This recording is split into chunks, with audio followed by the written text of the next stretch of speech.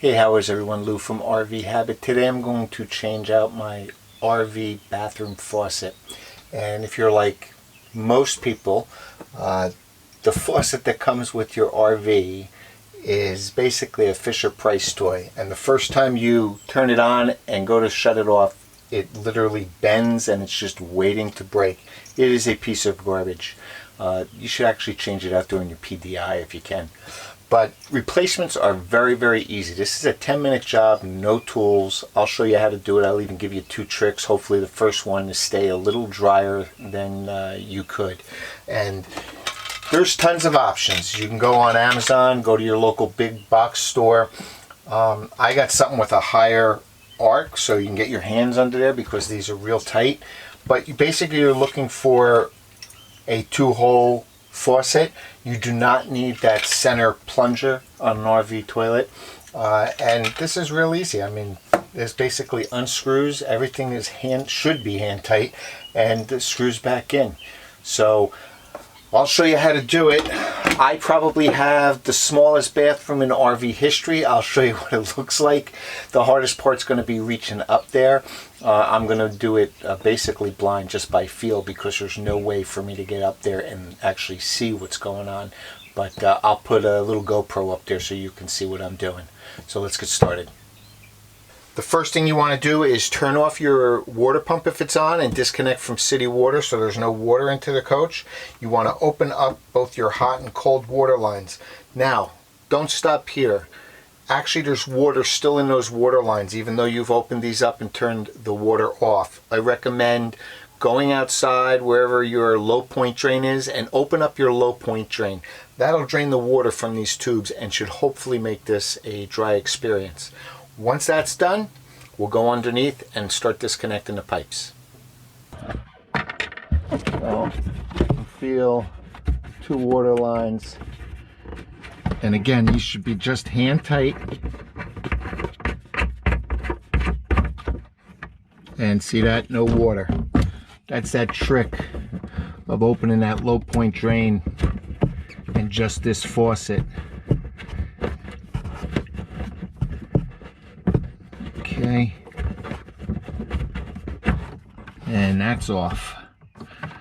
And then these 2 locking nuts. Oh, that one was really loose.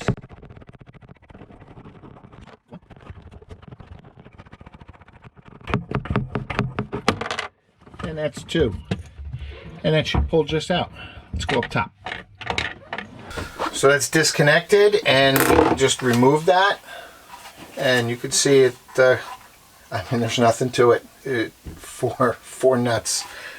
And the new one's going to go on just like that. Inside these 3 holes. Comes with this plastic base. You don't just put that on there. And you'll notice that whatever you buy will probably have, if you buy a better quality, brass threads on it. And that's fine. You don't need any pipe tape. Those are plastic nuts, and they have a plastic washer in it that seals against the bottom so it's not going to leak on the threads. And it's as simple as slipping this in, and we'll go underneath and do it in reverse. Tighten those nuts. Now the new nuts have plastic washers. I guess I'll give them a try. But let's go back underneath and we'll attach it. So I've hit a little, what should have turned into a 5-minute job is going to be a 10-minute job. So if you look at this new faucet, it's got this plastic and the threads they stop, probably a 1/2 inch from the faucet. So when I go to tighten this on this thin plastic, the nut bottoms out on this plastic here before it's actually tight on the faucet, where this one has threads all the way down to the bottom. So it's a real simple fix. You can either go out and buy yourself some more of these washers to put on behind the nut, or I just went and made 2 wood washers, so they'll slip on like this, and that'll give me the distance that I need to catch that plastic now. I hope that makes sense. So now we'll just put this in. We'll use those wood washers I made. And again, that literally took me 5 minutes. I just cut 2 squares and drilled a hole. And we'll put it on. Okay, so now I'm going to put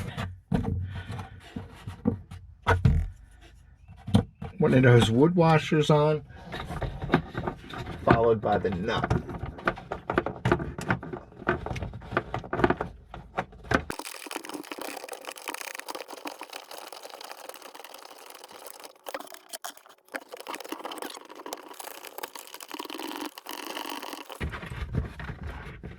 Okay, once you get it snug, you want to just come up top and make sure it's centered.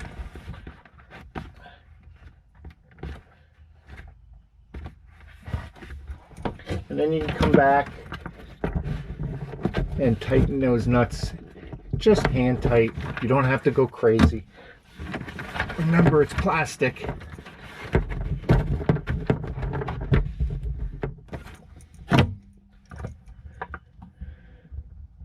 And that's it. Now we'll just connect the water.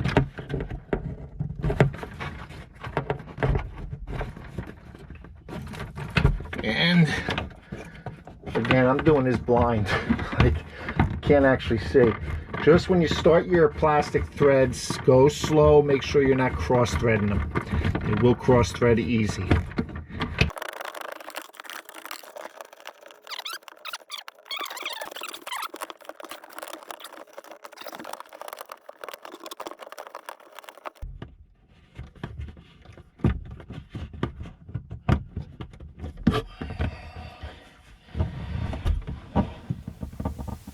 So we have it all tightened up underneath. It's nice and solid, and I'm glad that actually happened with the threads. So you could see sometimes you need to adapt a little bit in these RVs. There's always something.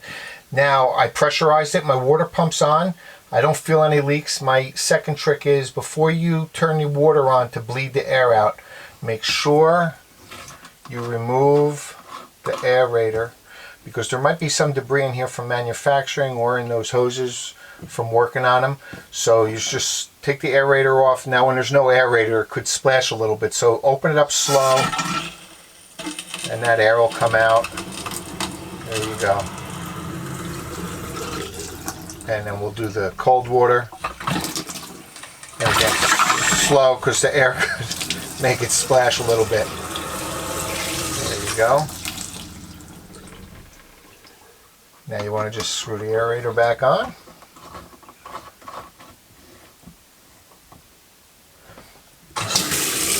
And there we go. And it's still got a little air in it, but simple.